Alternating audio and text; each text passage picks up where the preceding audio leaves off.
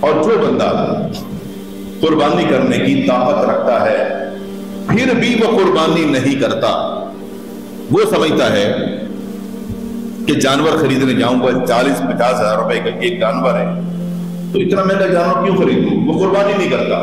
حصہ بھی نہیں ڈالتا۔ قربانی کر سکتا ہے، صاحب استطاعت ہے۔ اللہ کے رسول صلی اللہ علیہ وسلم نے ارشاد فرمایا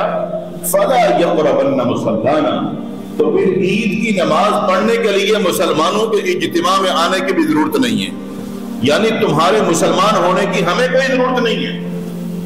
اگر تم مسلمان ہو، اسلام کو پسند کرتے ہو،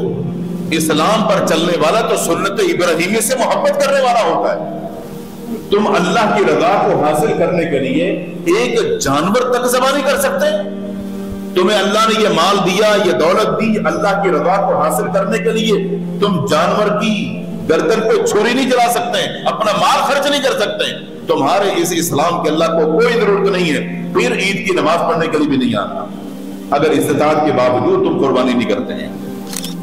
معاشرے میں بہت سارے لوگ آپ کو ایسے بھی ملتے ہیں کہ جو دین اسلام کی ان تعلیمات سے خود بھی انحراف کرتے ہیں اور بہت سارے لوگوں کو بھی غلط فہمیوں کے اندر الجھانے کی کوشش کرتے ہیں۔ کئی دفعہ آپ کو سننے میں آئے گا کہ جی آپ حج پہ نہیں جا سکتے اس لیے کہ ابھی تک آپ نے اپنے بچوں کی شادیاں نہیں کی، جب آپ ان شادیوں سے فارغ ہو جائیں گے تو آپ حج کرنے جا سکتے ہیں۔ کئی دفعہ سننے کو ملے گا آپ حج پہ نہیں جا سکتے اس لیے کہ آپ کے تو پڑوس میں غریب غربا موجود ہیں، مال پہلے ان پہ خرچ کرنا چاہیے اس کے بعد آپ کو حج کرنے جانا چاہیے۔ پھر کچھ لوگ آپ کو ایسے بھی سننے کو ملیں گے جو قربانی کے حوالے سے غلط فہمیاں پیدا کرتے ہیں کہ میاں ہم گوشت تو پورا سال ہی کھاتے ہیں، یہ کیا بات ہوئی کہ سبھی لوگ قربانی کے جانور لیتے ہیں، خریدتے ہیں اور کاٹتے ہیں، اتنا گوشت ہوتا ہے تو بھلا اتنا خرچ کرنے کی کیا ضرورت ہے؟ کیا یہ مناسب نہیں کہ کسی غریب کی مدد کر دی جائے، کسی مقروض کے ساتھ تعاون کر کے اس کا قرض اتار دیا جائے، کسی پریشان حال بندے کی مدد کر دی جائے؟ تو یہ بھی تو بہت بڑی نیکی ہے۔ ہاں یقیناً اس میں کوئی شک نہیں،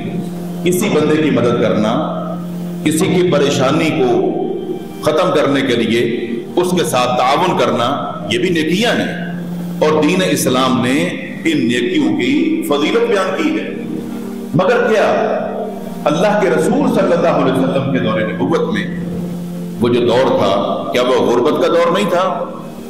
ہم نے تو یہ پڑھا اور سنا ہے کہ اللہ کے رسول صلی اللہ علیہ وسلم کے اپنے گھر میں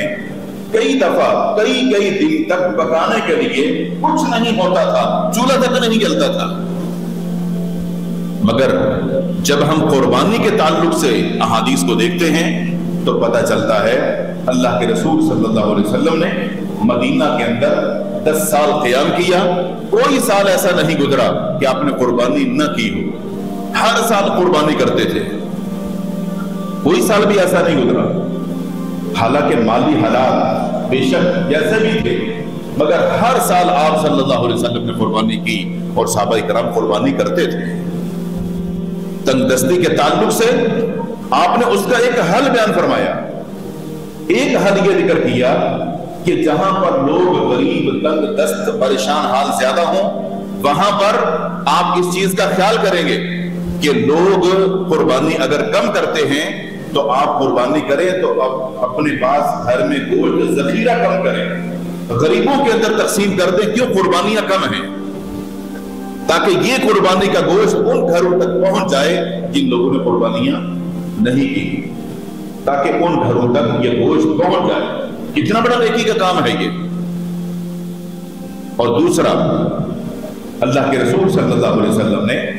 قربانی کے تعلق سے شروع اسلام کے اندر یہ حکم دیا تھا کہ آپ اپنے گھر میں مزید ایام کے لیے گوشت کو ذخیرہ نہیں کریں گے۔ جب قربانیاں کم تھی تو فرمایا کہ صدقہ کرو، ان گھروں تک پہنچاؤ جہاں قربانیاں نہیں ہیں۔ جب قربانیاں زیادہ ہو گئی، ہر بندہ قربانی کرنے کے لیے تیار ہو گیا، صاحب استطاعت ہو گیا،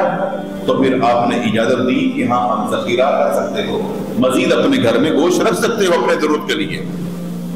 تو گویا کہ جہاں جس طرح کے حالات ہوں اس علاقے میں، اس کی نوعیت کو دیکھ کر آپ یہ عمل کریں گے. جہاں قربانیاں کم،